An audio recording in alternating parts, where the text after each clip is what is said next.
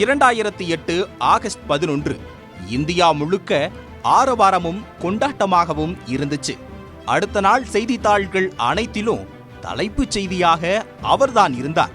மாநில முதல்வர்களின் வாழ்த்தும் பிரதமர் குடியரசுத் தலைவர்களின் வாழ்த்துமாக பெய்ஜிங்கிலிருந்து இந்தியா வந்தார் அந்த நபர். விமான நிலையத்திலிருந்து உற்சாக வரவேற்பு. அவர் பெயர் அபினவ் பிந்த்ரா.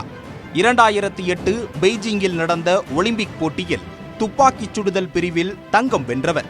இந்தியாவுக்காக ஒலிம்பிக் தனிநபர் பிரிவில் தங்கம் வென்ற முதல் இந்தியர் என்ற பெருமையை அபினவ் பெற்றார்.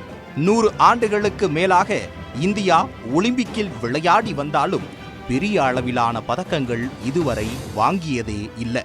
குழுவாக நடக்கிற போட்டிகளில் சில தங்கங்களை இந்தியா வென்றிருந்தாலும் தனிநபர் பிரிவில் இந்தியா தங்கம் வென்றது இதுவே முதல் முறை. இதனாலதான் ஒரு தங்கத்துக்கே இவ்வளவு கொண்டாட்டங்களும் ஆரவாரங்களும் இந்தியாவுல காணப்பட்டுச்சு. உலகின் மிகப்பெரிய நாடுகளில் ஒன்றானதும் நூற்றாண்டுக்கும் மேலாக ஒலிம்பிக்கில் பங்கேற்றும் வருகிற இந்தியாவுல ஏன் அதிக பதக்கங்களை வெல்ல முடியல என்ற பெரிய கேள்வி இங்க பலருக்கும் எழும். உலக மேப்பில் கண்ணுக்கே தெரியாத பல குட்டி குட்டி நாடுகள் கூட ஒலிம்பிக்கில் பதக்கங்களை அள்ளிக்கிட்டு போறாங்க.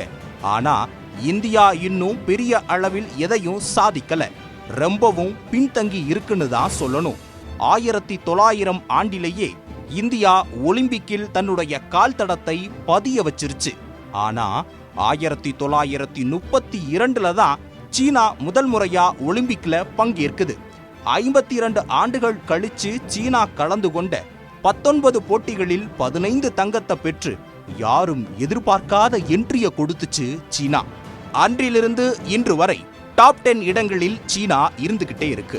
ஆனா இந்தியா மொத்தமே இதுவரை வெறும் 28 பதக்கங்களை மட்டும்தான் வென்றிருக்கு.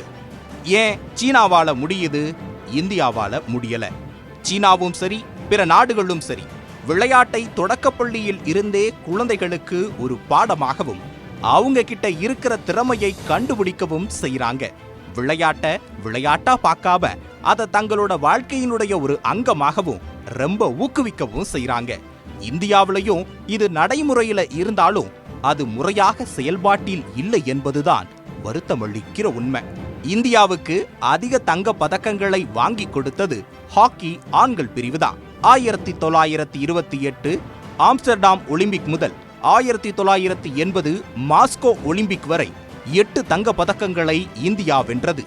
1960 ரோம் ஒலிம்பிக்கில் வெள்ளி பதக்கமும் 1968 1972 வெண்கல பதக்கமும் இந்தியா வென்றது. 50 ஆண்டுகளுக்கும் மேல ஹாக்கியில ஜாம்பவானாக வலம் வந்த இந்தியா 1980க்கு பிறகு தற்போது வரை ஒரு வெண்கல பதக்கம் கூட வாங்கவே இல்லை. துப்பாக்கிச் சுடுதல் பிரிவில் ராஜ்யவர்தன் சிங் ரத்தோர் வெள்ளிப்பதக்கமும், குத்துச்சண்டை வீரர் விஜேந்திர சிங் மற்றும் மல்யுத்த வீரர் சுஷில் குமார் ஆகியோர் வெண்கல பதக்கமும் என பலரும் இந்தியாவுக்கு பதக்கங்களை வென்றுள்ளனர். ஒலிம்பிக்கில் இந்திய பெண்களும் பதக்கம் வென்றுள்ளனர்.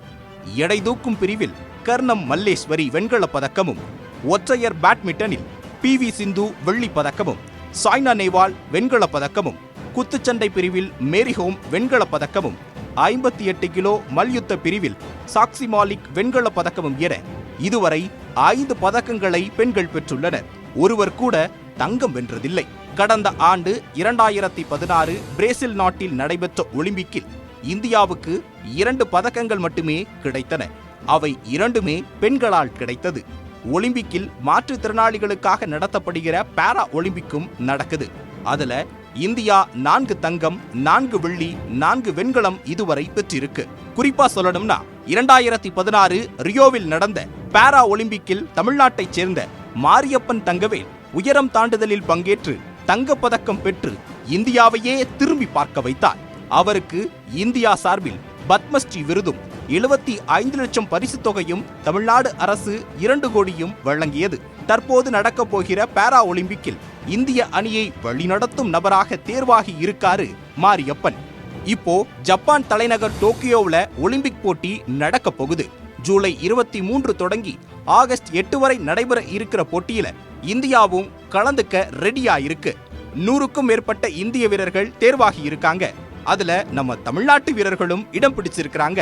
பவானி தேவி வாள் சண்டை போட்டியிலும், சத்தியன் ஞானசேகரன், சரத்கமல் ஆகியோர் டேபிள் டென்னிஸ் போட்டியிலும், இளவேனில் வாளறிவன் 100 மீட்டர் மற்றும் 10 மீட்டர் ஏர் ரைபிள் துப்பாக்கி சுடுதல் போட்டியிலும், சஜன் பிரகாஷ் நீச்சல் போட்டியிலும் கலந்துக்கிறாங்க.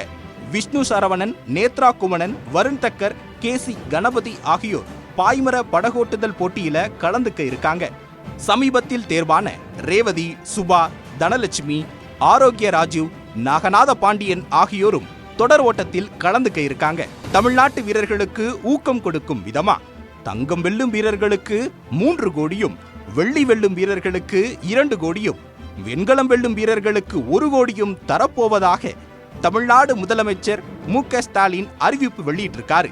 இந்த அறிவிப்பு இப்ப கலந்துக்கிற வீரர்களுக்கு பெரும் ஊக்கத்தை கொடுத்திருக்கு. இதே ஊக்கத்தோடு டோக்கியோ சென்று வாகை சூடுவார்களா நம்ம தமிழ்நாட்டு சிங்கங்கள்? பொறுத்திருந்து பார்ப்போம்.